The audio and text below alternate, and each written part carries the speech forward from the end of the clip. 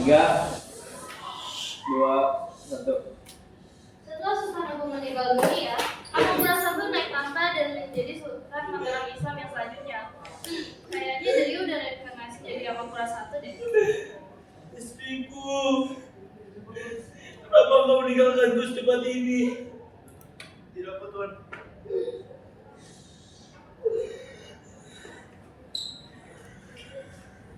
Tidak usah pegang-pegang.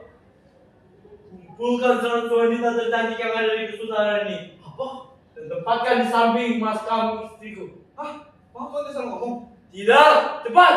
Jangan beri mereka makanan atau minuman. Tuan, itu terlalu pegang, Tuan. Iya, Tuan. Aduh, kayak banyak komplain deh. Lakuin, cepat! Tuan, Baik, Tuan. Sejak saat itu, banyak rakyat, bangsawan, serta prajurit yang mulai membencinya. Lama-kelamaan, seorang bangsawan Makassar dan prajurit mulai memberontak karena sudah muak dan kejangan Anugerah I. Kita semua berontak dan melawan Anugerah. Ayo kita melawan Anugerah dengan pasukannya. Setuju. Ayo. Akhirnya terjadilah perang antara bangsawan dan prajurit Makassar dengan Anugerah I beserta pasukannya.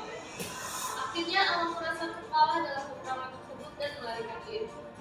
Setelah Anugerah I meninggal dunia, VOC bekerja sama dan membantu Anugerah I untuk melawan dan menumpas pemberontakan Putrajaya. Coba kita lihat apakah di kehidupan ini dari untuk jadi raja. Masuk.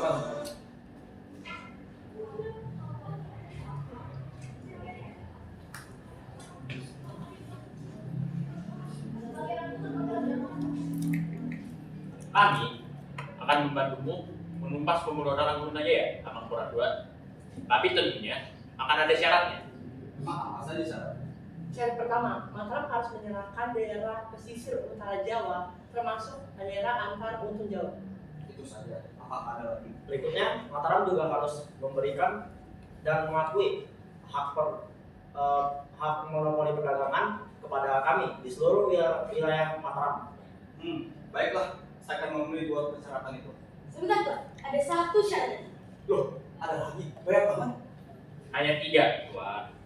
Syarat yang kami juga memastikan, syarat yang kami berikan ini itu sebanding dengan kerjasama dan bantuan yang akan kami serahkan kepadamu. Tapi kalian berjanji kan? Tentu Tuan, saya berdiri dengan sungguh-sungguh. Baiklah. Apa syarat ketiga itu? Untuk syarat yang ketiga, pihak Mataram harus menerima adanya penempatan garnison atau pihak VOC di dalam wilayah Mataram. Baiklah. Saya akan memenuhi semua persyaratan itu. Demi bantuan kalian dalam memberantas pemberontakan Putrajaya. Siap, Tuan.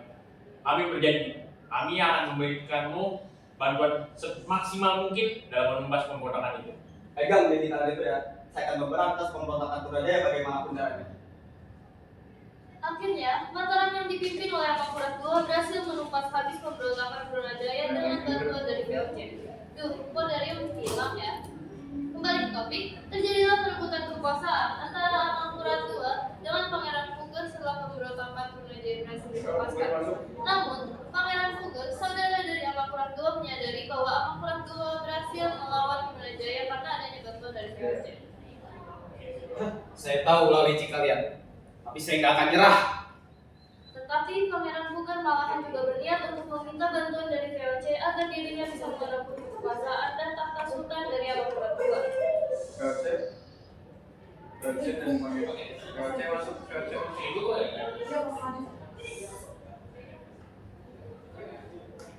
VOC, berikan dukungan kepada saya supaya saya bisa menggantikan posisi Anugerah II itu. Jika kami membantumu, apa yang akan kau berikan kepada kami? Tuan Pangeran Puger. Bagaimana kalau saya berikan kekuasaan atas Mataram, Cirebon, dan juga Madura? Gimana? Menarik. Baiklah, kami akan membantumu. Baik, masukkan. Akhirnya, karena imbalan besar itu, VOC mendukung Pangeran Puger dengan setia dan lebih maksimal. Sehingga Pangeran Puger berhasil merebut tahta dan kekuasaan, serta menjadi sultan berikutnya menggantikan Anugerah II. Pangeran Puger disebut juga dengan Pakubuwono I. Tapi, seiring berjalannya waktu, adanya begitu banyak konflik internal dalam perseratan tersebut. Pakubuwono III merasa posisinya dan VOC semakin banyak ikut campur dengan kepentingan kesultanan. Ia memiliki keinginan untuk kembali menyatukan Mataram di bawah pengaruhnya. Saya ingin menguasai seluruh wilayah Mataram. Berat sekali, apa ini? Saya ingin mengembalikan kesatuan, prestise, dan kedaulatan Kerajaan Mataram dengan cara menyatukan semuanya di atas kepemimpinan saya. Gitu. Jadi, Iya dong. Saya melakukan ini bukan karena saya mau aja. Ini demi kepentingan bersama, benar kan? Itu maksud saya. Sayangnya, upaya Pakubuwono III itu gagal. VOC justru membuat perjanjian Giyanti secara resmi. Tepatnya pada tanggal 13 Februari 1755, terbentuklah perjanjian Giyanti.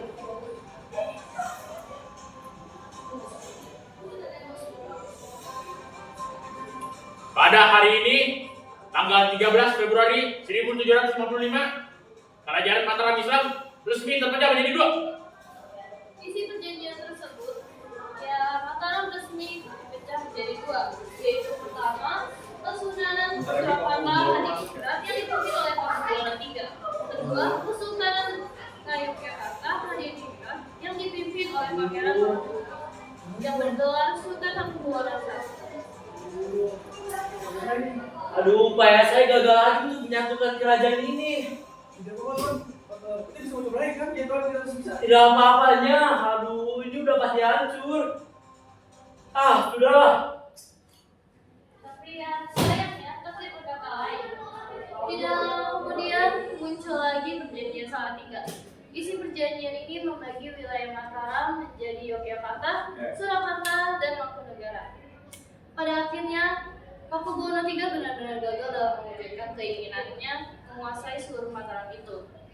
Dan ia justru membuat Mataram terbagi menjadi 3 wilayah kekuasaan. Gue matiin dua-duanya. Banyak sekali pemberontakan dan perlawanan yang Pakubuwono III hadapi. Masih. Salah satunya adalah perlawanan dari Pangeran Mangkubumi dan Masai. Masuk. Loh, itu kan dari Yo. Sekarang dia jadi Pakubuwono III. Mana ya?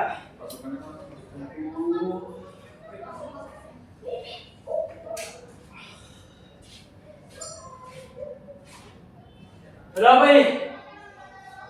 Mati dah gue dah. Siapa kalian? Mau apa?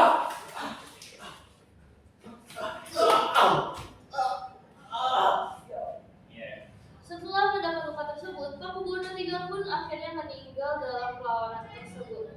Nah, sekarang kira-kira dia ada di mana ya? Coba kita cari. Yuk.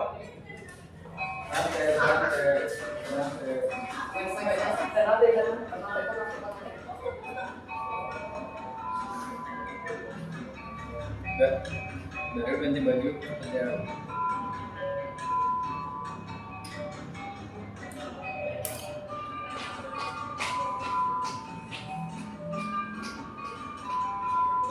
Ganti baju kalau kita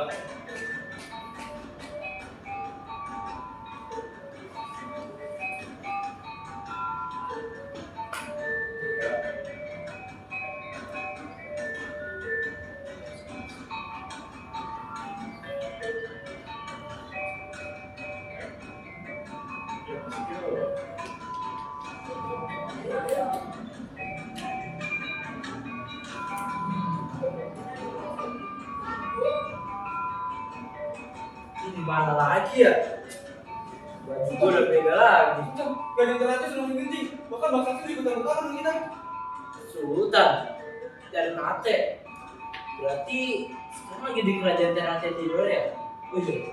Iya tuan, Bang Sakti juga terbuka kita. Bahkan kita sekarang bekerjasama dengan kerajaan Tidore atau bukan kerajaan kita yang kuat.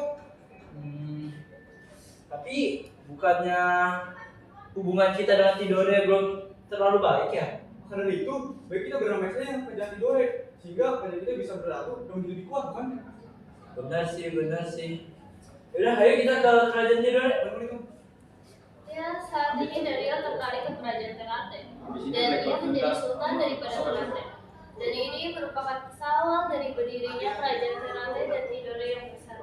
Sementara itu, di Kesultanan Tidore Tuan,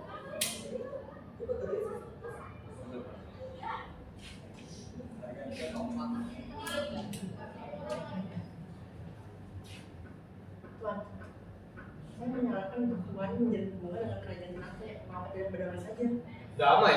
Maksud kamu apa? Tuan, maksud saya tidak begitu. Terus kamu mau lawan saya? Maaf Tuan, tapi lihat aja kerajaan kita sekarang. Banyak bangsa asing ikut campur dengan masalah internal kita. Itu tidak dapat dibiarkan begitu saja, bukanlah? Kamu kalau mau gabung sama Ternate, gabung aja sama mereka. Gak usah suruh-suruh saya damai.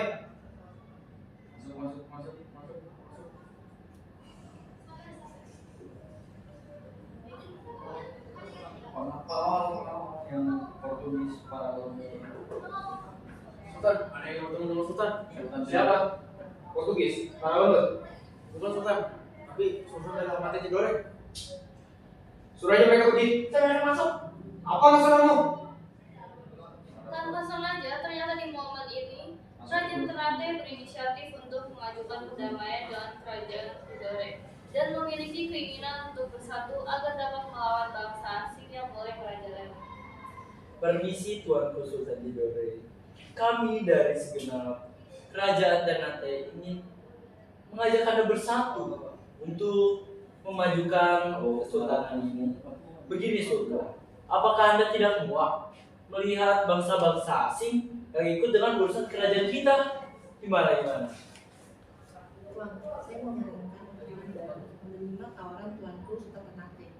Dikarenakan masa depan kerajaan kita ditentukan oleh keputusan Tuan.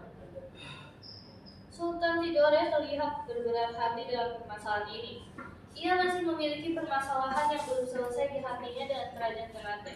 Namun, ia pun menerima perkataan dari penasehat yang mengatakan bahwa ia tidak boleh mementingkan egonya saja. Baiklah Tuan.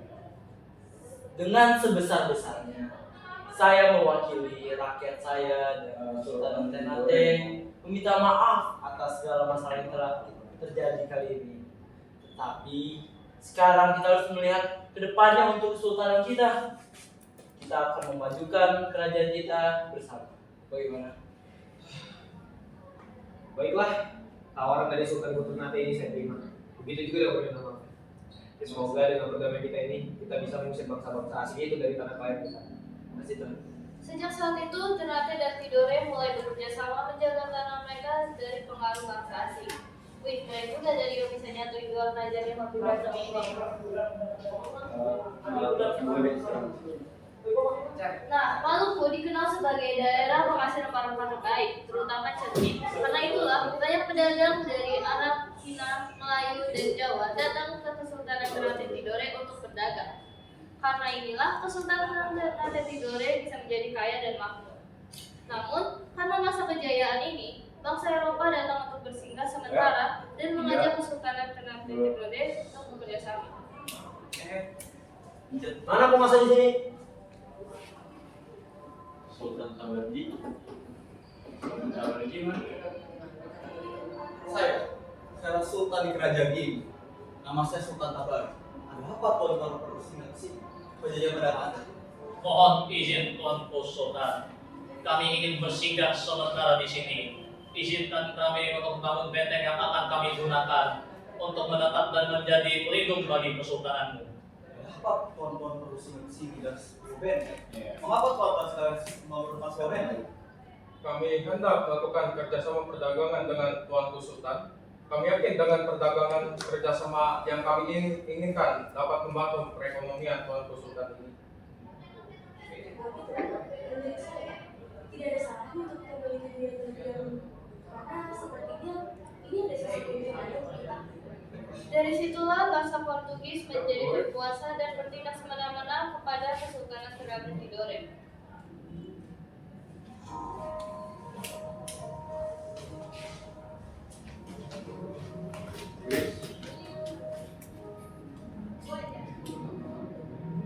Akibat dari tindakan semena-mena terus dihadapi oleh Kesultanan Ternate Tidore.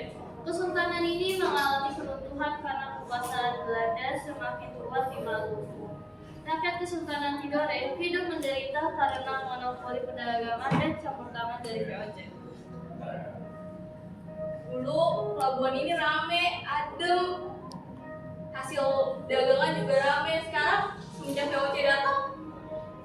kayak gini lah. Ya mau gimana? Kan segala hasil tanamnya harus kita kasih uang ke BOC. Kalau kita nolak malah bukan kita yang diubah. Iya. Nggak bisa kayak gini juga. Hei, para pedagang-pedagang, mulai hari ini perdagangan Mbak hanya dapat dilakukan melalui kami. Mana bisa kayak gitu, itu kan hasil kerja keras kami ya. Aturan, tetaplah aturan. Jika ada yang melanggar, Bagaimana? jangan harap kemudian dapat dipanen lagi. Bagaimana semuanya bisa terjadi seperti ini? Kekuasaan keadaan kita semakin sempit. Bahkan benteng-benteng dikuasai asing dan pelabuhan juga dikuasai oleh para penjajah. Perpecahan antar kerajaan membuat kekuatan Maluku melemah. Satu persatu, wilayah jatuh ke tangan bangsa asing yang terus berdatang. Gak ada dari mana masukin?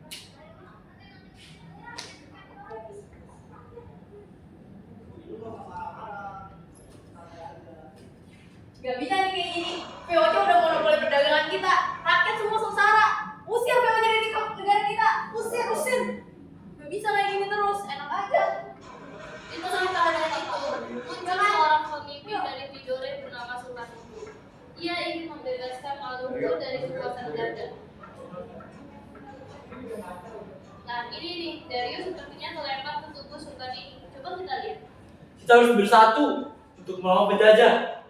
Baik Sultan, kami siap membantumu. Baik. Nah, untuk memenuhi cita-citanya, Sultan Huku mengajak rakyat Tidore, Ternate, Papua, dan daerah sekitar Ayo, kita ajak bersama sekarang. melawan Belanda. Perlawanan Sultan Huku semakin kuat. Ia menyerang benteng-benteng Belanda dan berhasil merebut kembali beberapa wilayah Tidore. Ia melakukan ini semua dengan strategi dan domba yang sudah ia mantapkan. Masuk aja.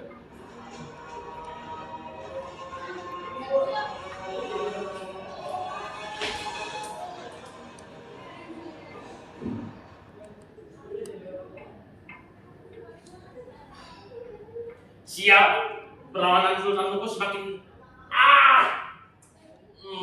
gimana ini? Karena perjuangannya, Sultan Huku berhasil menjadi Sultan Tidore dan mengembalikan pengaruh kerajaan untuk sementara waktu. Dari Aduh.